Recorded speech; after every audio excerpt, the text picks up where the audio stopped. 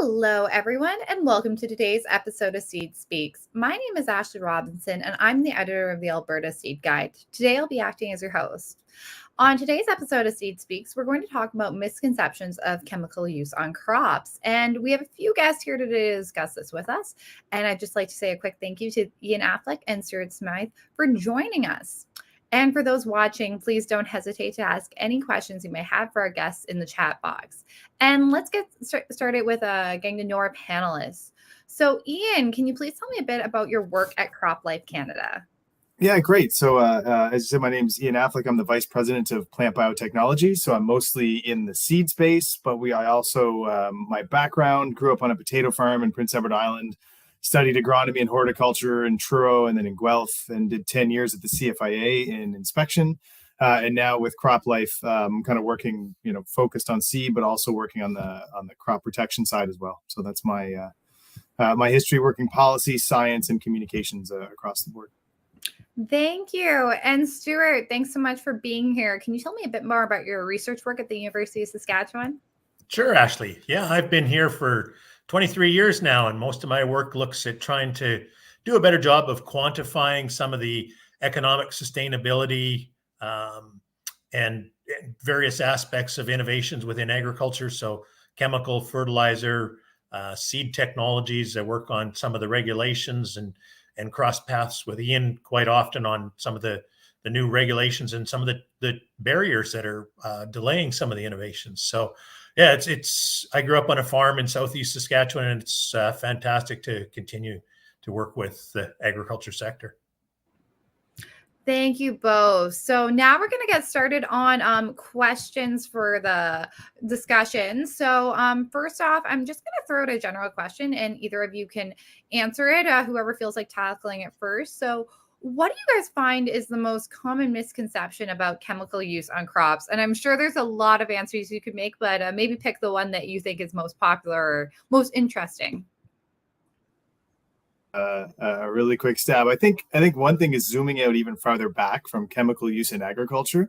I think right now in modern society, there's a general chemophobia of chemicals aren't okay anywhere at any level at any time. So then if you're already in that mindset and then you introduce using chemicals on crops and food production, they weren't comfortable with chemicals in the first place, and now you've introduced it into a food context, and now they're really not interested in hearing what it's about. So it's a lot about connecting it to the benefit so they can understand why they use it. And I think that's why people accept chemicals in their everyday life in certain spaces, but have struggled with it in agriculture because they don't have that connection to why it's used in the field. Maybe I'll toss to Stuart for some of his thoughts. Yeah, I would share that. A friend of mine who's teaches first year biology at a university in Ontario asked his students, first year students, how many of them think chemicals are hazardous, and 2/3 of the class put up their hand, and certainly some are. But a lot of the chemicals that are part of our daily lives are very safe, and it all comes down to the concentrations and exposures. And I think a lot of society has the perception that zero risk is very achievable and it won't raise the cost of anything. And the reality is that the lower and lower the threshold, the closer you get to zero, the significantly higher the cost of providing any product or technology is. So I think that the public is looking for some things that simply are scientifically and economically not possible to provide.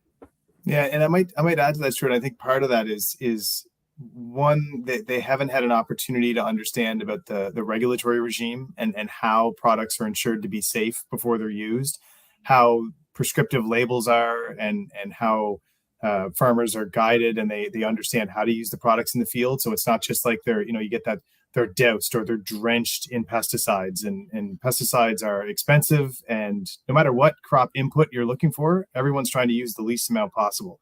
Least amount of land, least amount of seed, least amount of fertilizer, least amount of pesticide, water, you name it. But I think when you said what are some of the most common misconceptions, probably the impact on pollinators is big there. We hear a little less about it these days than we did a few years ago, but the idea that we're losing 50% of the bees every year, and we heard that for about 10 years. So if you kind of do the math, there wouldn't be many bees left. But if you look at the Stats Canada numbers, we have more bees in Canada than we've ever had. So it's some of these misconceptions that always start in a grain of truth, right? If you have an accident and you accidentally spray a beehive with an insecticide, that is going to kill some bees. And you have isolated incidents where accidents happen. But then that gets extrapolated out into these massive misconceptions across the sector that just aren't true. But it's the complicated truth of agriculture is hard to communicate, and the simplified fear-based messaging makes wonderful headlines. So that's really hard to overcome. And I'd say the other one, if pollinators are one, the other one's probably residues on food. And you see things like the dirty dozen and things like that go from a kernel of truth that, yes, in some select instances, there may be a residue on the food, but 99.9% of the time, and that's not a made-up number, that's from the Canadian Food Inspection Agency, those levels are so far below the allowable levels that there'd never be a risk. But that end of the story often doesn't get covered. So I would say food residues and pollinators, probably two of the top misconceptions that you see in pesticide use. Yeah, and I think a lot of stuff that you said there really goes back to something that I think is important to also talk about. We aren't really I know I grew up on a farm, and I can see the spray coop that my dad used to use was open air. I don't know how he lived as long as he did. And then when I was in high school, we got this really fancy sprayer that was completely he was nowhere near the chemicals. So can we talk a bit about how has chemical use in ag changed over the years, and have research and advancements impacted the way farmers care for their crops? I'll just throw it to whoever wants to answer first. Sure, Ashley. So one of the things that's really changed, we use more chemicals, but that's because we've removed millions of acres of land of summer fallow that's now into continuous cropping one year to the next. So, we have to use more chemicals because we're not summer falling. So that provides some environmental benefits. We have reduced soil erosion, increased moisture conservation by removing tillage. So the ability to use more benign chemicals these days that don't require soil incorporation provides significant environmental benefits.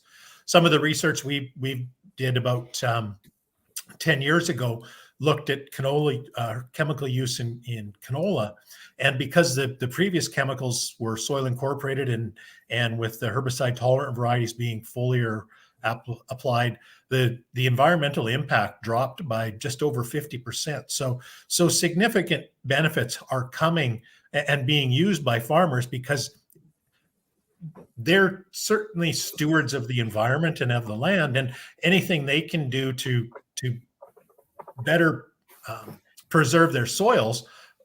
And so reducing erosion is one of the best ways that they can incorporate better environmental stewardship into their crop rotations. Yeah, and I think Stuart's exactly right. I think, and that's the challenge of telling the story. Is it's a slightly longer, complicated story, because you'll hear people say, "Oh, well, glyphosate use went through the roof, right? But the other herbicides went down." It is true we're using more, but we use about 95% less active ingredient now than we do from 1960. So we're using maybe more jugs, but we're more precise in what's in them and how they're applied. So it keeps moving forward, and I don't think that's any different than any other industry, right? Think of the light bulb was less efficient in the past, and then we figured out how to build new light bulbs as we go forward that are more and more energy efficient and more precise and give off the light that we're looking for. And I think agricultural crop protection advances in the same way. When we think about seed treatments, how precise we can be if we can put that treatment right on the seed instead of having to do a foliar application, that saves more inputs that farmers have to apply. And I also think we're learning about how to engage with the regulatory system better, how to communicate why the products are safe, how the regulators ensure their safety so that we can communicate that to the public. And then the final piece is not only how the use and the invention of the products is changing, but also things like supporting water monitoring across the country. Because if we're not keeping an eye on where the things are, we don't know how to address anything that might occur that might be suboptimal. So I think across the board, like all industries, it's a constant march of improvement in any space as we go forward. Thank you. And of course, we've talked about this a bit, but if I'm a person who maybe doesn't have this agricultural background that I do, what would you say to tell me that, like, why do we need to use chemicals for agricultural production?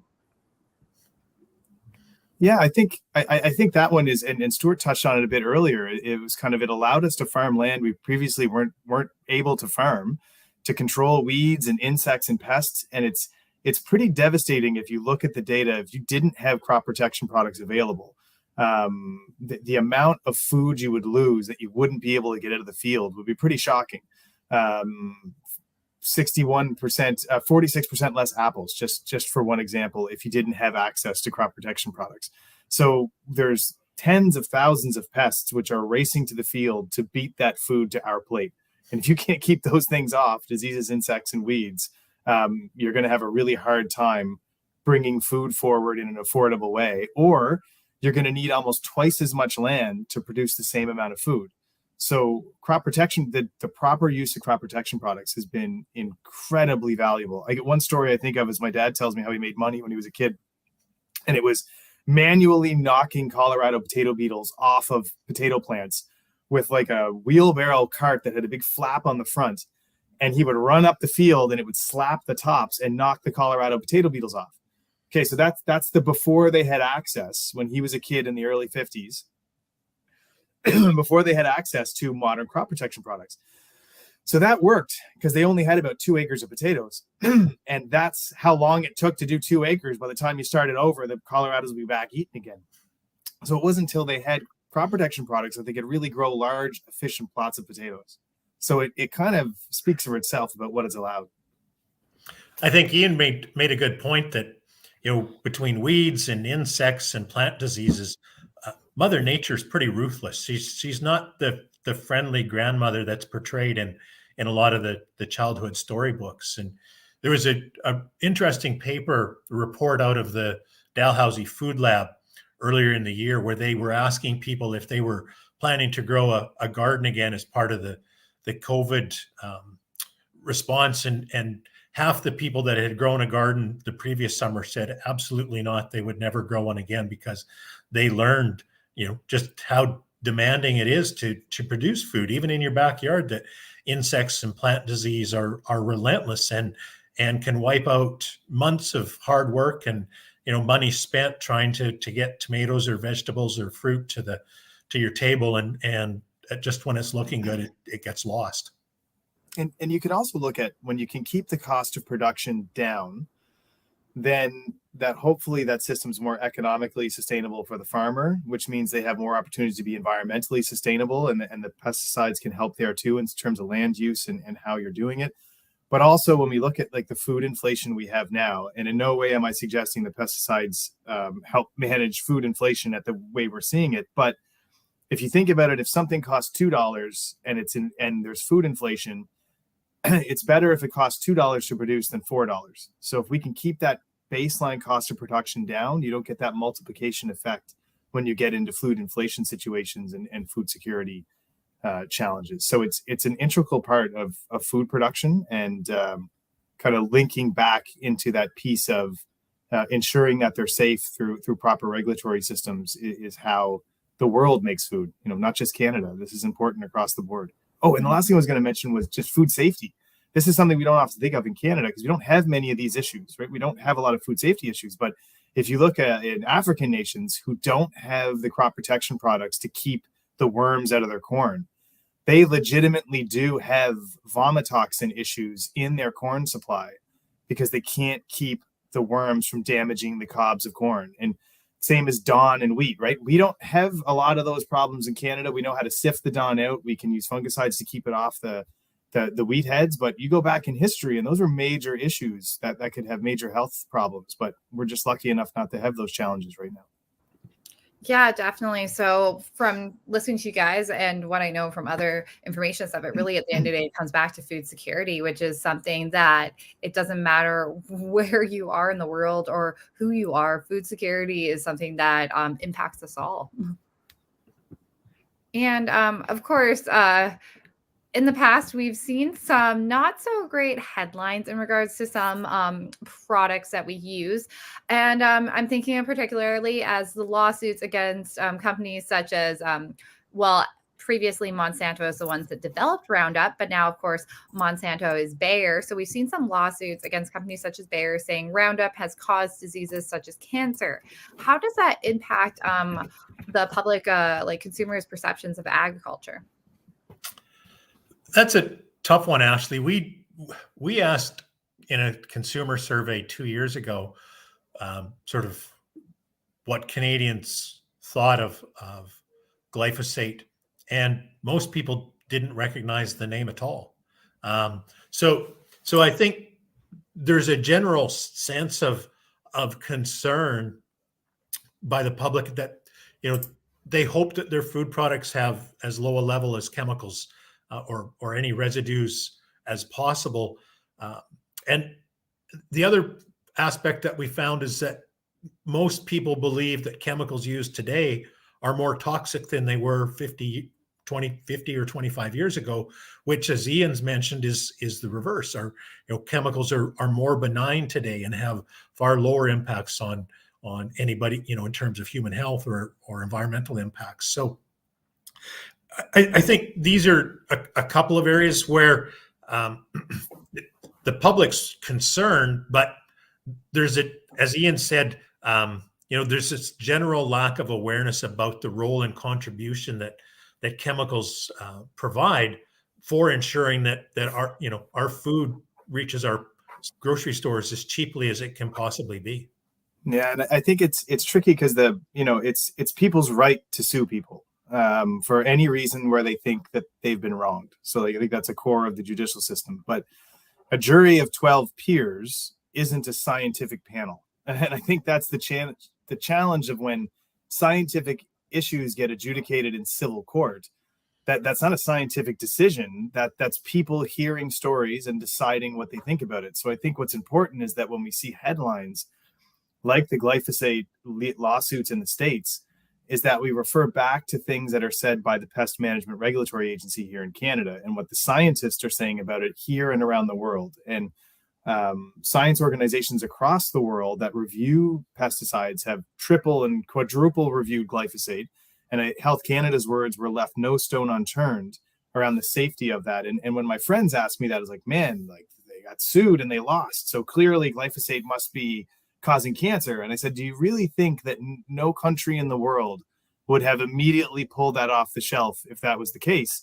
And even more so that this global, 70 plus countries who do independent reviews, none of them figured this out before the court case that was televised in the United States. Like no scientist stumbled across this at any regulatory agency. So But when you pull it apart like that, people then kind of are like, oh, they didn't even know there was a PMRA. I didn't know there was scientists reviewing this all the time or around the world. So when they see it that way, it's kind of, and also you can be innocent in a criminal court and guilty in a civil court, right? Because it's a different system. So I think it's important that we don't look for the courts to be our scientific arbitrators, that we look for our health and safety regulators to be the ones who tell us if something passes the test. Thanks. That's all really good points to remember. And we have an audience question from Alexa Martinhan, and she's asking, and I know in addition to the headlines that I've mentioned previously here in this discussion, there are government bodies like in the EU looking to reduce pesticide use as part of their sustainability goals. Can pesticides and other chemicals be used in a sustainable way? Yeah, that's a great question. And I think that's so important. And absolutely they can be. And that's not saying that they can't accidentally be used incorrectly or show up where they're not supposed to be, or that we can't always be doing better. Because I think to say that everything's perfect all the time isn't fair. But it's pretty good. And I give one example of when you think about food safety recalls, you'll see like for listeria or salmonella in lettuce or whatever, you've never seen a food safety recall for pesticide exposure in food. That they don't happen because they're used so judiciously. I think in Europe, one of the tricks there is Europe's going with a hard input target. So they're saying we're going to reduce the use of pesticides by 50%. And the view there would be that's not really a scientific target, because how much you use of something has nothing to do with the negative effect it may or may not have. If they're measuring negative effects, then what you should target is we want to see less of X, like the bad thing that was happening. But the challenge is when science gets politicized, nobody wants to put the work in to see if there's a problem. They just want to ban the public, that tasty headline. Let's just go for that instead.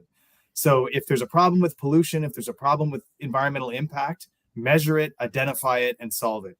But hard use targets like reducing 50% of pesticide inputs, that's not an effective way to protect anything. That's just an input target. So, the EU has already had some experience on this too. Back in 2012, 2013, 2014 period, most of the countries there banned the use of neonics as a seed treatment. And after 4 or 5 years of not using them, a couple of examples, rapeseed production in the UK was down by over 50%. Sugar beet production in France was getting hammered, down by 80%. And in France, they had to reverse the ban and allow neonics to be used because there's no good alternative. And so it's this type of a ban that the European Union is looking at is, in my view, going to result in higher food prices for Europeans. that's definitely a problem with the headlines around chemicals, right? Europe bans neonics. And when you look at the data, prior to the ban on neonics, they had provided 2 derogations from their rules in like 10 years. So 2 industries got to use something they weren't supposed to use in 10 years. After they banned neonics, they now give out 600 derogations from the rule a year. So that's 600 different sectors. So add all your member states and all the different agricultural commodities have gotten an exemption from the ban. So it's not really banned. They just get to say it's banned, and then everyone gets to use it anyway under a derogation, which is really frustrating because the headline remains, right? It's banned. And it's like, no, that's not what's happening. It's still being used. Definitely. You always have to look past the headline. And you guys mentioned this a bit before, but there's been, of course, a lot of consumer studies done around the amount of chemicals found on food bought in grocery stores. Can you guys just explain a bit of your thoughts on these findings and how they impact consumers' views on everything that we've been talking about? Yeah, these ones are. It's a hard pill to swallow when you read some of these sometimes. And what it is again is like there's a kernel of truth, and then it's exploded out of context. And that's what's really frustrating. So they take the data from the CFIA, which checks to make sure that the food is safe, and 99% of it is safe. And 1% of foods, they'll find pesticide residues. But those levels are set 100 to 1,000 times below what could ever even potentially have a human impact. And what the CFIA finds is well below those really low levels. But when these things are reported, they just scrub out all that context and say, here are the 12 things that had the most pesticides. When numerically that's true, those are the 12 that had the most, but they also basically had none. It's just the rest of that sentence is left flat. So those dirty dozen lists and things like that are kind of a disingenuous attempt to misconstrue the information that comes from a very good report. Stuart, if that's how you've seen it.